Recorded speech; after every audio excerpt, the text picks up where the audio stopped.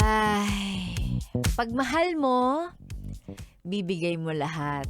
Pati ang 13th month pay mo. Ay! Totoo ba?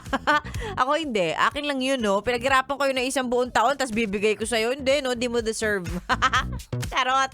Okay, good morning. It's a beautiful Monday morning para sa ating lahat. At nabanggit ko na ngayong araw ng Lunes, alam ko yung iba nakatanggap na, yung iba wala pa. Dun sa mga nakatanggap na, congratulations. Eto na yon.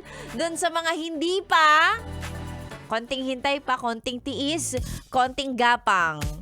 Ang tinutukoy ni Sexy Megan ay yung tinatawag nating 13th month pay. Ayan, yung ekstrang natatanggap, ekstrang pumapasok sa payroll pag buwan ng Desyembre. Ano? 13th month pay. Sarap? Yan lang, no? Yan lang yung 13th na hindi mo iiwasan. 'Di ba? Kasi yung Monday the 13th, malas daw. Yung 13th floor sa building, ay walang gustong kumuha niyan. Kaya nga walang 13th floor. Pero yung 13th month pay, or kung tawagin natin yung iba, Christmas bonus, kung tawagin ng iba nga, no? Wala. Yan ang hinihintay ng lahat. Kung pwede nga, meron pang 14th, 15th, 16th, 17th, 18th, 19th, 20th. Bakit hindi? 'Di ba? So, ngayong araw ng Lunes, ang tanong ni Sexy Megan para sa ating radio show na walang title. Pero ang beautiful DJ na magtatanong sa iyo ngayon, simple lang. Ang tanong ko, gusto ko malaman, ha? Para doon sa mga nakatanggap na at makakatanggap pa lang, saan mapupunta ang 13th month pay mo? Yan. Survey lang, bes. Saan mapupunta ang 13th month pay mo? O ang iyong Christmas bonus? So sige, magiging honest na ako sa inyo. Natanggap ko na yung akin. Natanggap ko na yung akin. Ang sarap makakita ng parang, alam mo yung sumweldo ka na. Sumweldo ka na eh. Tapos pag check mo ng payroll, biglang, hala, may pumasok. May pumasok. Andyan na ang 13th month pay. Kung saan ka siya gagastusin, hindi ko pa alam. Sa totoo lang. Oo. Kasi wala naman akong importanteng pagkakagastusan maliban sa magpapa-change oil ako ngayong buwan. Yun lang. Parang other than that, wala na akong naiisip na bilhin.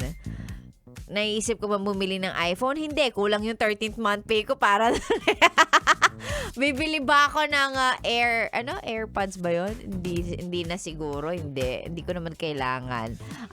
Bibili ba ako ng sapatos? Parang okay pa naman yung mga sapatos ko.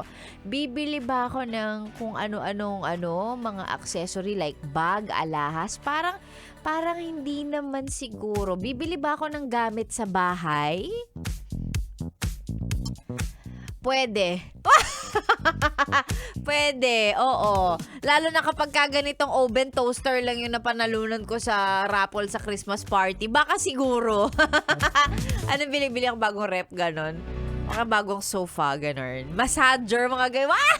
Ang sarap talaga mag-isip ng pagkakagastusan. Talaga naman. Ikaw, be. Again, ang tanong ni Sexy Megan para sa kanyang radio show ngayong araw na to. Para sa'yo, saan mapupunta o ano ang bibilhin mo gamit ang iyong 13th month pay? Saan mapupunta yung 13th month pay mo, ha?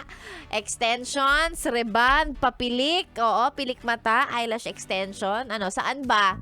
Sige, ang mga sagot mo ay i-send sa ating Facebook page. That's Yes, The Best Manila. Or, mas maganda, sa FB page ko. Mas okay yon. Sige, go. That's Sexy Megan. Search nyo lang. Pag-usapan natin, saan natin gagastusin yung 13th month pay natin. Excited, Jarn.